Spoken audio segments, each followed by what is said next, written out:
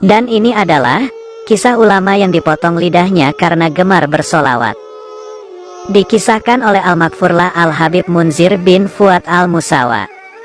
Al-Kisah, dulu ada seorang penyair hebat dan sangat terkenal yang bernama Syekh Farasdak, di mana beliau selalu asyik memuji Rasulullah dengan lantunan syair solawat.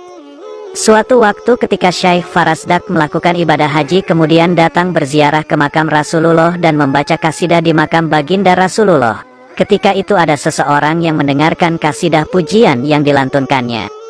Setelah selesai membaca kasidah, orang itu menemui Syekh Farasdak dan mengajak beliau untuk makan siang ke rumahnya.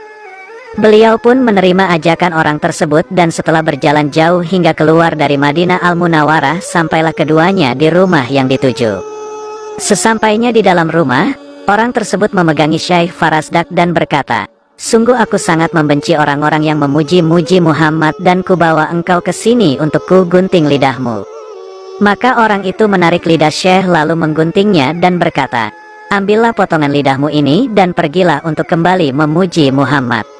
Maka Syekh Farasdak pun menangis karena rasa sakit dan sedih sebab tidak bisa lagi membaca syair untuk Sayyidina Muhammad. Kemudian beliau datang ke makam Rasulullah seraya berdoa, "Ya Allah, jika penghuni makam ini tidak suka atas pujian-pujian yang aku lantunkan untuknya, maka biarkan aku tidak lagi boleh berkata-kata seumur hidupku, karena aku tidak memerlukan lidah ini kecuali hanya untuk memujimu dan memuji nabimu. Namun jika engkau dan nabimu ridha, maka kembalikanlah lidahku ini ke mulutku seperti semula." Beliau terus menangis hingga tertidur dan bermimpi berjumpa dengan Rasulullah yang berkata, "Aku suka mendengar pujian-pujianmu, berikanlah potongan lidahmu." Lalu Rasulullah mengambil potongan lidah itu dan mengembalikannya pada tempatnya semula. Ketika Syekh Farasdak terbangun dari tidurnya, beliau mendapati lidahnya telah kembali seperti sedia kala. Maka beliau pun bertambah dahsyat memuji Rasulullah. Hingga di tahun selanjutnya beliau datang lagi menziarahi Rasulullah dan kembali membaca pujian-pujian untuk Rasulullah. Dan di saat itu datanglah seorang yang masih muda dan gagah serta berwajah cerah menemui beliau dan mengajak beliau untuk makan siang di rumahnya.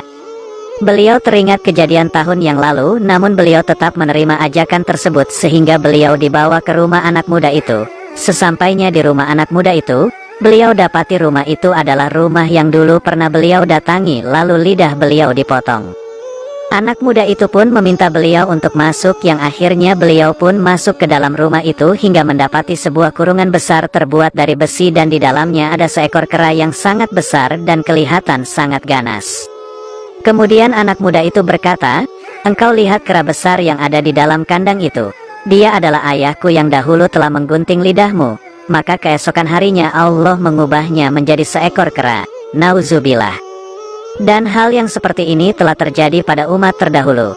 Sebagaimana firman Allah, "Maka setelah mereka bersikap sombong terhadap segala apa yang dilarang, kami katakan kepada mereka, jadilah kalian kera yang hina." Quran Surah Al-A'raf ayat 166.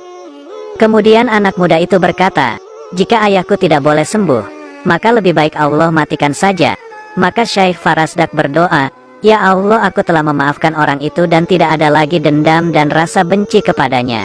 Dan seketika itu pun Allah mematikan kera itu dan mengembalikannya pada wujud yang semula.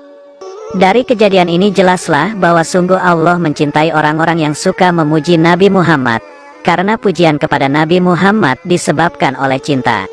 Mudah-mudahan kisah ini bermanfaat bagi kita semua, dan semoga lewat video ini kita dapat mengambil beberapa pelajaran serta hikmahnya.